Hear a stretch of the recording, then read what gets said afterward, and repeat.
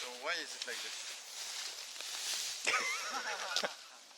So in this field, they had straw covering above the bushes to create a premium matcha.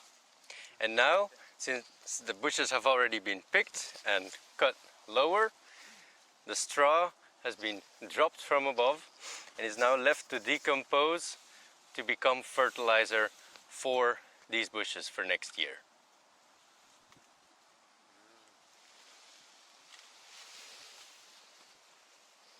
And this is what it looks like when the straw is still on top of the bushes, still on top of the platform, before it's dropped. The bushes have already been picked, however, but still here you can see that first there's a bamboo framework, and on top of that the straw is placed to shade and make this place darker. You can see it's very dark.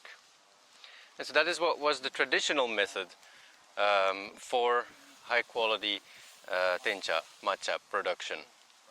And of course, when all that is finished, then the straw is dropped and it is reused, so it becomes a fertilizer.